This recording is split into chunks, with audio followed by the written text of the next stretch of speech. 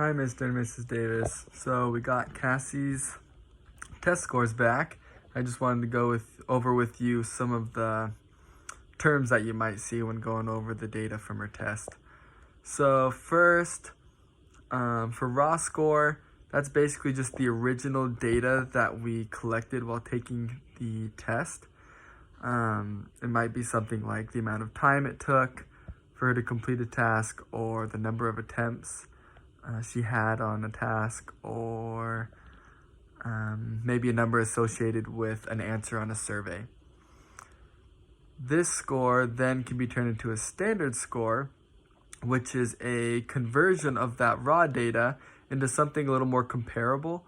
So it could take raw scores from a couple of different questions and convert it into a score to where you could compare them. So you could compare a score of time with a score of number of trials when you convert it into a standard score.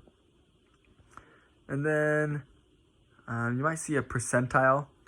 That's basically, let's say if you took 100 students and had them all take the same test, then 1 percentile would be the lowest score out of that 100 students, and the 100th percentile would be the highest score. So 50 percentile would be the average. So if Cassie was to score, let's say, a 60% in the 60 percentile, then that would mean that 40 students, if she took it with 99 other students, then 40 would do better than her and 59 would score lower than her. The age equivalent, that's kind of similar. Basically what that's saying is that whatever the score was, the age equivalent shows the age that would typically have that same score. So if Cassie was to score 10 and the 10-year-olds typically score 10, then that would be the age equivalent of her score.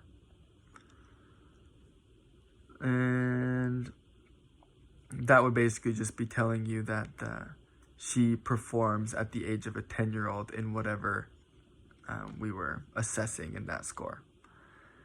And then we have standard deviations. A standard deviation, let's say we have a standard deviation of plus or minus 2. And basically what that's saying is that out of the majority of scores that are not exactly the average, they'll typically only be within 2 points higher or lower of the average score. So it's basically just telling you how close you are to the average. Z-scores, those are very similar to standard deviations.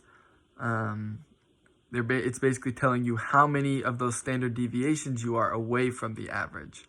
And those go, so if you're in a -1, then you're 1 standard deviation away from the average. Or if you're +1, then you're 1 higher than average.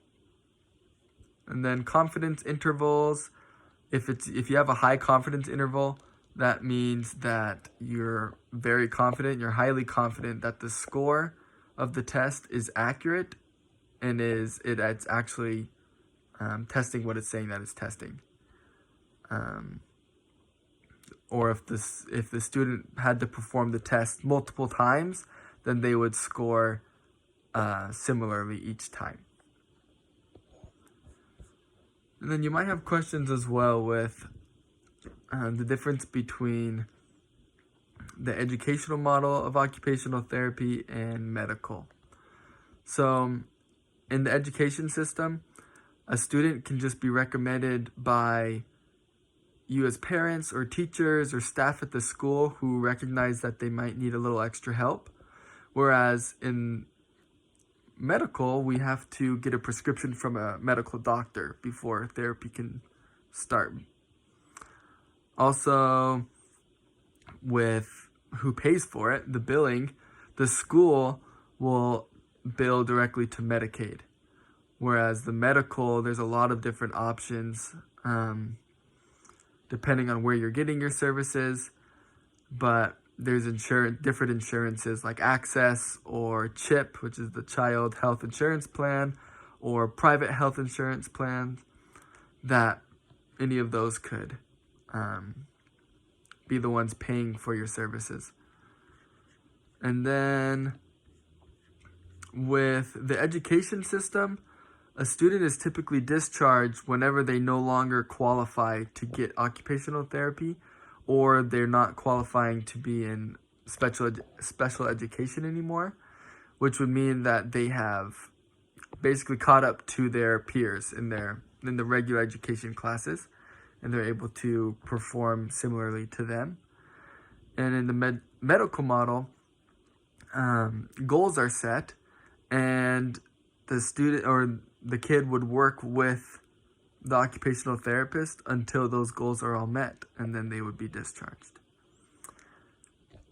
Thank you for your time.